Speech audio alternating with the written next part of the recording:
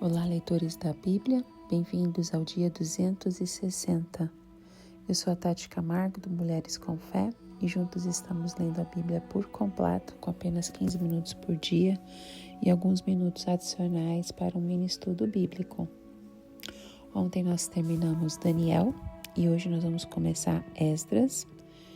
Esdras fica depois de 2 Crônicas e eu vou ler para vocês dos capítulos 1 ao 3. Antes de iniciarmos, vamos fazer a nossa oração. Senhor Deus, muito obrigada, Pai, por mais um dia de vida na Tua presença. Obrigada pela oportunidade que temos de ler Tua palavra com liberdade. Obrigada pelo Espírito Santo, Teu Espírito Santo que nos ajuda a entender e compreender as palavras escritas neste livro, Pai. Que Ele continue nos ensinando e revelando a Tua vontade para nós. Que hoje possamos conhecer algo novo do Senhor como nunca conhecemos antes. Que possamos proclamar as Suas verdades. Que o Senhor nos use para abençoar alguém hoje, Pai. Que tudo seja para a Tua honra e Tua glória, Senhor. Proteja as nossas casas, as nossas famílias, os nossos filhos, Pai, que a nossa casa seja uma casa que bendiga o Teu nome, Senhor. Em nome de Jesus. Amém. Esdras, capítulo 1. O decreto de Ciro. No primeiro ano do reinado de Ciro, rei da Pérsia, a fim de que se cumprisse a palavra do Senhor falada por Jeremias, o Senhor despertou o coração de Ciro, rei da Pérsia, para redigir uma proclamação e divulgá-la em todo o seu reino, nestes termos. Assim diz Ciro, rei da Pérsia: o Senhor, Deus dos céus, deu-me todos os reinos da terra e designou-me para construir um templo para ele em Jerusalém de Judá. Qualquer do seu povo que esteja entre vocês, que o seu Deus esteja com ele, e que vá a Jerusalém de Judá reconstruir o templo do Senhor, o Deus de Israel, o Deus que em Jerusalém tem a sua morada, e que todo sobrevivente, seja qual for o lugar em que esteja vivendo, receba dos que ali vivem prata, ouro, animais e ofertas voluntárias para o templo de Deus em Jerusalém. Então os líderes das famílias de Judá e de Benjamim, como também os sacerdotes, os levitas, todos aqueles cujo coração Deus despertou, dispuseram-se a ir para Jerusalém e a construir o templo do Senhor. Todos os seus vizinhos os ajudaram, trazendo-lhes utensílios de prata e ouro, bens, animais e presentes valiosos, além de todas as ofertas voluntárias que fizeram. Além disso, o rei Ciro mandou tirar os utensílios pertencentes ao templo do Senhor, os quais Nabucodonosor tinha levado de Jerusalém e colocado no templo do seu Deus. Ciro, rei da Pérsia, ordenou que fossem tirados pelo tesoureiro Mitredate, que os enumerou e os entregou a Sesbazar, governador de Judá. O total foi o seguinte: 30 tigelas de ouro, 1000 tigelas de prata, 29 panelas de prata, 30 bacias de ouro, 410 bacias de prata de qualidade inferior e 1000 outros objetos. Ao todo foram, na verdade, 5.400 utensílios de ouro e de prata. Sesbazar trouxe tudo isso consigo quando os exilados vieram da Babilônia para Jerusalém. Esdras, capítulo 2. A lista dos exilados que voltaram. Esta é a lista dos homens da província de Nabucodonosor, rei da Babilônia. Tinha levado prisioneiros para a Babilônia. Eles voltaram para Jerusalém e Judá, cada um para a sua própria cidade. Vieram na companhia de Zorobabel, Jesua, Neemias, Seraias, Relaías, Mardoqueu, Bilzã, Mispar, Bigvai, Reum e Baaná. Esta é a lista dos israelitas. Os descendentes de Parós, 2.172. De Cefatias, 372. De Ará, 775. De Paate, Moabe, por meio da linhagem de Jesua e Joabe, 2.812. De Elão, 1.254. De Zatu, 945. De Zacai, 760.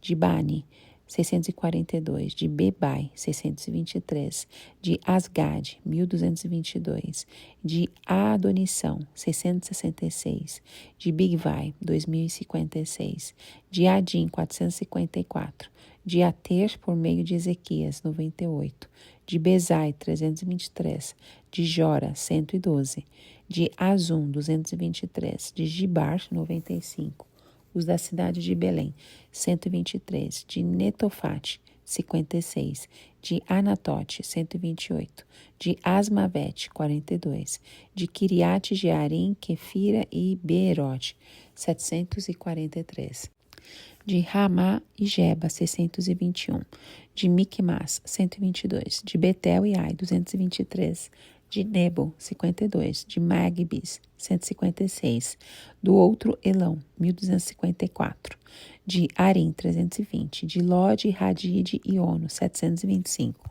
de Jericó, 345, de Senaá, 3.630.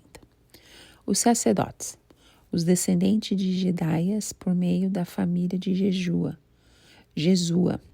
973, de Imer, 1052, de Pazur, 1247, de Arim, 1017.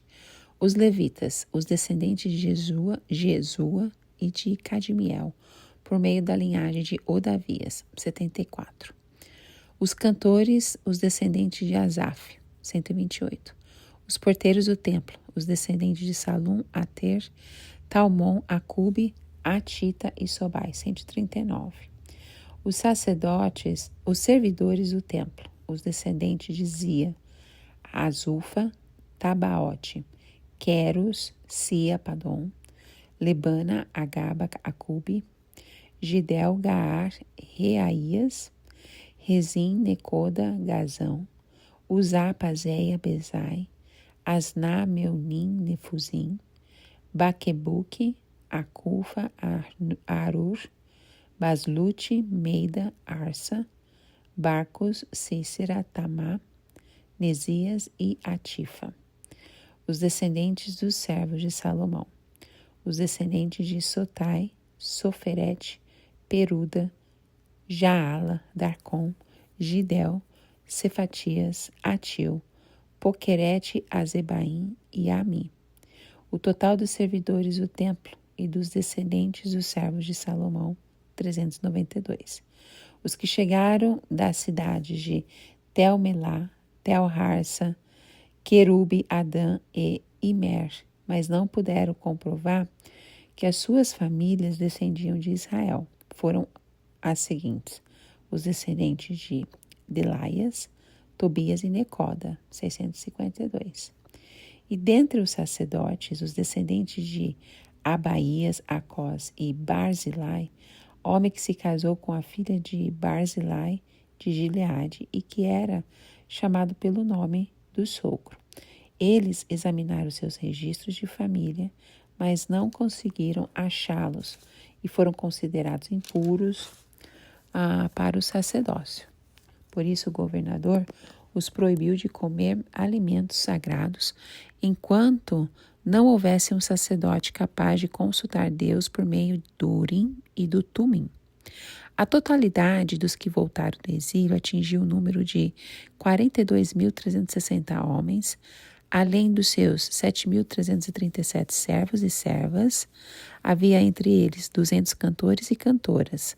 Possuíam 736 cavalos, 245 mulas, 435 camelos e 6.720 jumentos. Quando chegaram ao templo do Senhor em Jerusalém, alguns dos chefes das famílias deram ofertas voluntárias para a reconstrução do templo de Deus no seu antigo local. De acordo com as suas possibilidades, deram à tesouraria para essa obra 500 quilos de ouro, 3 toneladas de prata e com vestes sacerdotais. Os sacerdotes, os levitas, os cantores, os porteiros e os servidores do templo, bem como os demais israelitas, estabeleceram-se em suas cidades de origem. Esdras capítulo 3. A reconstrução do altar. Quando chegou o 7º mês e os israelitas já estavam em suas cidades, o povo se reuniu como um só homem em Jerusalém.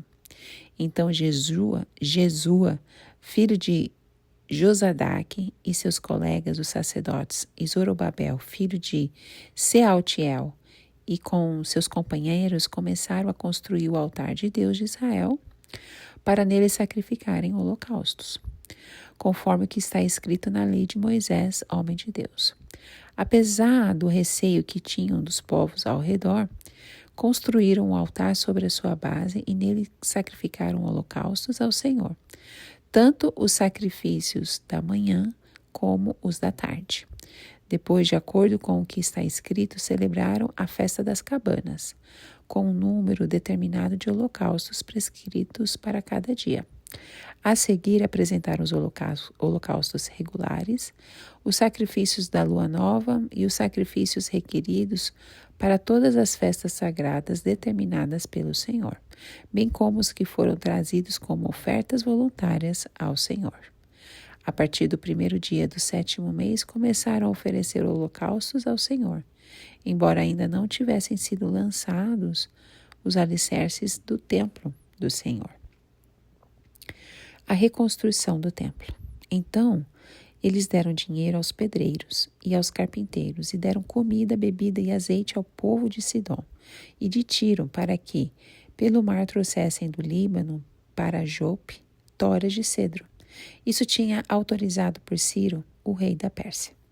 No segundo mês do 2º ano, depois de chegarem ao templo de Deus em Jerusalém, Zorobabel, filho de Sealtiel, Jesua, filho de Josadaque, e o restante dos seus irmãos, os sacerdotes, os levitas e todos os que tinham voltado do cativeiro para Jerusalém, começaram o trabalho, designando levitas de 20 anos para cima, para supervisionarem a construção do templo do Senhor. Jesua, seus filhos e seus irmãos, e Cadmiel e os seus filhos descendentes de Odavias, e os filhos de Enadade e os seus filhos e seus irmãos, todos eles levitas, uniram-se para supervisionar o que trabalhavam no templo de Deus. Quando os construtores lançaram os alicerces do templo do Senhor, os sacerdotes com as suas vestes e as suas trombetas, e os levitas, filhos de Asaf, com símbolos, tomaram seus lugares para louvar ao Senhor, conforme prescrito por Davi, rei de Israel. Com louvor e ações de graça, cantaram responsivamente ao Senhor. Ele é bom, seu amor a Israel dura para sempre. E todo o povo louvou ao Senhor em alta voz, pois haviam sido lançados os alicerces do templo do Senhor. Mas muitos dos sacerdotes, dos levitas e dos chefes das famílias mais velhos que tinham visto o antigo templo, choraram em alta voz quando viram o lançamento dos alicerces desse templo. Muitos, porém, gritavam de alegria. Não era possível distinguir entre o som dos gritos de alegria e o som do choro, pois o povo fazia enorme barulho, e o som foi ouvido a grande distância. O livro de Esdras é um dos que compõem os escritos sequenciais dos judeus após o cativeiro na Babilônia. A coletânea completa é 1ª e 2ª Crônicas, Esdras e Neemias. O nome de Esdras significa auxílio, ajuda ou socorro, o que de fato ele foi para o seu povo. Embora não seja citado em nenhum livro da Bíblia como autor, a maioria dos eruditos do passado e do presente acreditam firmemente que ele escreveu toda esta coleção após o exílio. O livro de Esdras, o sacerdote e escriba, descreve o cumprimento da promessa de restauração feita por Deus em Jeremias 29, dos versículos 10 ao 14, no que se refere ao retorno do povo depois dos longos 70 anos no cativeiro. O livro de Esdras tem o objetivo de evidenciar a providência e a fidelidade de Deus na restauração do seu povo, Israel e Judá, e seu retorno do exílio babilônico a Jerusalém. É possível observar nitidamente a interferência e soberania de Deus na história do seu povo. Ele influenciou o coração de 3 reis persas para ajudar no regresso dos exilados e financiar as obras de reconstrução das cidades e do templo. Ele levantou lideranças espirituais capazes para conduzir os exilados de volta à adoração e conhecimento de Deus, de maneira que um avivamento pode ser visto entre eles. Dentre tantas lições preciosas, aprendemos como o livro de Esdras que Deus está sempre à procura de restaurar o ser humano caído, fragilizado pelo pecado. Fica claro que ele utiliza tanto o castigo quanto a esperança e a restauração. Ou seja, é algo que está bastante evidente e claro na pessoa e os ensinamentos de Jesus Cristo. O furor, a graça, a repreensão e o amor são elementos que fazem parte do nosso relacionamento com Deus. O capítulo 1 do livro de Esdras nos transporta para um momento significativo na história do povo judeu. O momento em que a providência divina e a vontade de Deus se manifestam de maneira notável.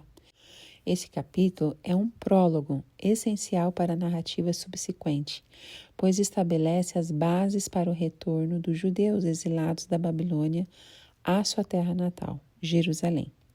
A abertura deste capítulo traz à luz o decreto emitido pelo rei da Síria, Ciro, cuja importância e impacto transcendem as fronteiras de seu império e reverberam ao longo da história bíblica. O subtítulo Decreto de Ciro para o Retorno de Jerusalém reflete com precisão o foco desta seção, onde o papel fundamental de Ciro como instrumento da vontade divina é enfatizado. No versículo 1, somos apresentados a figura de Ciro, que é identificado como Ciro, rei da Pérsia. É importante notar que Ciro não era judeu, mas um governante gentil, o que torna a sua ação ainda mais notável. A soberania de Deus é evidenciada pelo fato de ele usar um líder estrangeiro para cumprir seus propósitos em relação ao seu povo escolhido. Isso nos lembra que Deus age de maneira surpreendente, muitas vezes através de meios aparentemente improváveis para realizar sua vontade. O decreto de Ciro, mencionado nos versículos 2 e 3, é o ponto central deste capítulo. Ciro reconhece explicitamente que o Senhor, o Deus dos céus, lhe deu todos os reinos da terra, e por isso ele reconhece a missão divina de permitir que os judeus retornem a Jerusalém para reconstruir o templo do Senhor. Este reconhecimento da autoridade de Deus demonstra a mão divina guiando os eventos e os corações dos líderes mundiais, mais uma vez enfatizando a providência divina na história. Além disso, Ciro faz uma proclamação clara e inequívoca em seu decreto. Ele não apenas autoriza o retorno dos judeus, mas também os encoraja a apoiar essa missão. Ele convida todos os judeus que estão dispostos a fazer parte dessa jornada, a se juntarem a ela, destacando assim a natureza voluntária e a liberdade de escolha que os exilados têm em relação ao seu retorno. Em resumo, o decreto de Ciro para o retorno de Jerusalém, é uma introdução essencial para a história que desenrola no livro de Esdras. Ela destaca a intervenção de Deus através do rei Ciro, enfatizando a soberania divina sobre todos os eventos históricos e ressaltando a importância do retorno à terra natal para a reconstrução do templo. Este capítulo estabelece as bases para a narrativa que se seguirá, demonstrando como Deus trabalha através de líderes mundiais e da disposição do seu povo para cumprir os seus propósitos.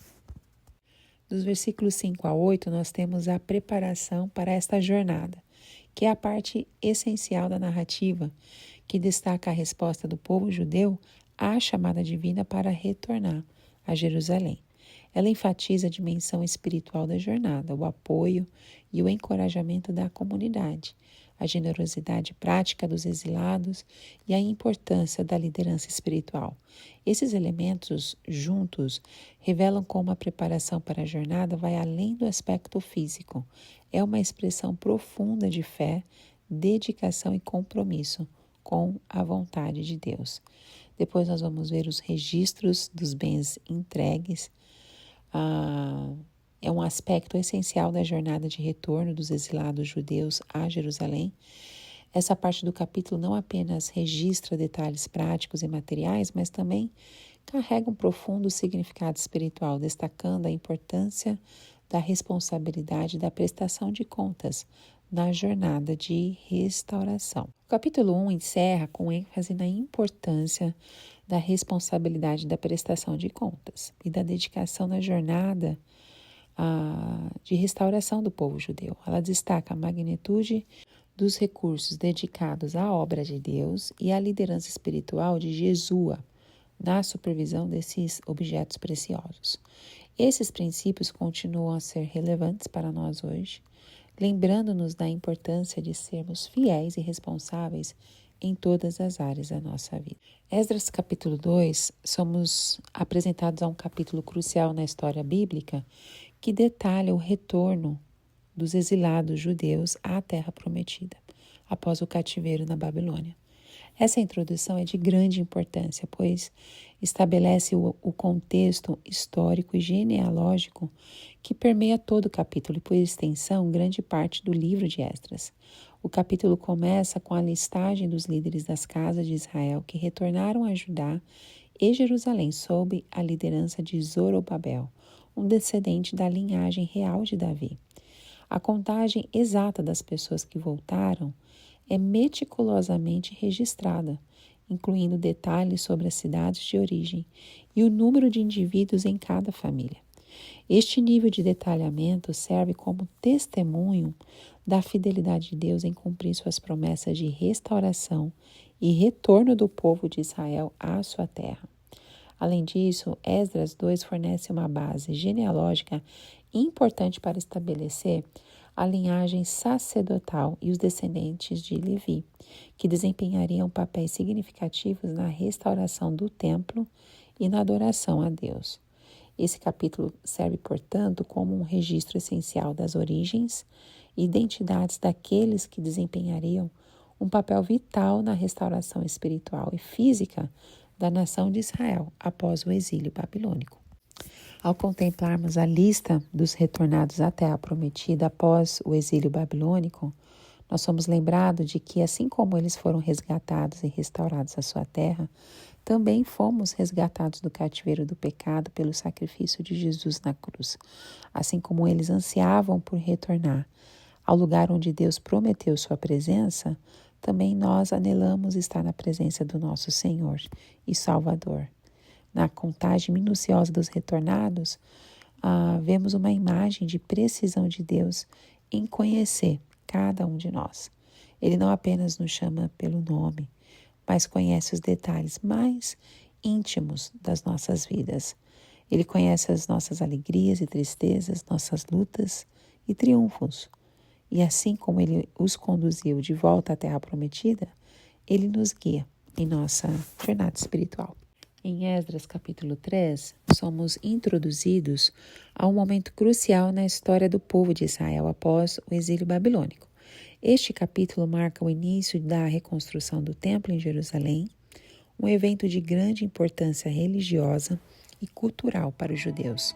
A introdução do capítulo descreve a reunião dos líderes do povo, incluindo Zorobabel e Josué, no local onde o templo havia sido destruído décadas antes. É um momento de profundo simbolismo e significado espiritual, pois representa a restauração da adoração a Deus e a reconexão do povo com as suas raízes religiosas. Uma das primeiras ações tomadas pelos líderes é a oferta de sacrifícios a Deus, como prescrito pela lei de Moisés. Isto demonstra o comprometimento do povo em seguir os mandamentos divinos e buscar a reconciliação com Deus. Outro aspecto importante da introdução de Esdras 3 é a celebração da festa dos tabernáculos. Esta festa era uma das mais significativas no calendário religioso judaico e servia como lembrança da peregrinação dos israelitas pelo deserto. A celebração da festa dos tabernáculos, nessa ocasião específica, demonstra a alegria e a gratidão do povo pela oportunidade de reconstruir o templo e restabelecer a sua relação com Deus. O início do capítulo 3 nos relata o lançamento das bases do novo templo. Que imagem poderosa isso nos traz. Assim como o templo era o lugar central de adoração para o povo de Israel, Cristo é o nosso templo, o lugar onde encontramos perdão, salvação e comunhão com Deus. As bases do nosso relacionamento com Cristo são lançadas no momento em que o aceitamos como Senhor e Salvador das nossas vidas. A reconstrução espiritual começa com uma fundação sólida em Cristo. Vemos também a celebração da festa dos tabernáculos. Esta festa, que lembrava a peregrinação do povo de Israel no deserto, aponta para a nossa jornada espiritual nessa vida passageira. Assim como os israelitas confiavam em Deus durante sua jornada, nós também precisamos confiar em Cristo, em nossa caminhada diária. Ele é a nossa segurança, nossa sombra e proteção nos momentos de deserto e incerteza. O segmento que descreve o início da construção do templo ressalta a importância da nossa participação ativa na obra de Deus. Assim como Zorobabel, Jesua e os líderes lideraram a reconstrução, somos chamados a ser instrumentos nas mãos de Deus para construir sua obra em nossas vidas e na vida da igreja. Isso envolve dedicar tempo e recursos para a expansão do reino de Deus e a edificação da fé. No versículo 9, nós encontramos uma imagem poderosa. Jesua, com os seus filhos e irmãos, e Cadmiel e os seus filhos, os filhos de Judá, como um só homem, estava colocando os alicerces da casa de Deus. Esta unidade entre irmãos na fé é um exemplo inspirador para nós. Nós somos chamados a trabalhar juntos, como um só corpo em Cristo, na construção da casa de Deus, que é a sua igreja. É por meio da unidade e cooperação que a obra de Deus avança e o seu nome é glorificado. No entanto, não podemos ignorar a mistura de alegria e choro entre os mais velhos quando vem um novo templo sendo construído. Isso nos lembra que, embora haja grande alegria na obra de Deus, também pode haver momentos de tristeza e nostalgia à medida que avançamos em nossa jornada espiritual. Mas lembremos que em Cristo todas as coisas são restauradas e renovadas. Ele é o autor da nossa alegria e consolador nas horas de choro. Amém? Bom, terminamos aqui esses 3 primeiros capítulos do livro de Esdras, que possamos ser inspirados a lançar as bases sólidas da nossa fé em Cristo, a celebrar a jornada espiritual que Deus nos proporciona, a trabalhar juntos na construção do seu reino e encontrar conforto na sua presença em todas as circunstâncias. Assim como o templo foi reconstruído, nossas vidas em Cristo podem ser restauradas e renovadas a cada dia. Que Cristo seja sempre o centro e a fundação de nossas vidas, pois nele encontramos a verdadeira alegria e esperança. Amém? Te encontro no próximo áudio. Tchau, tchau.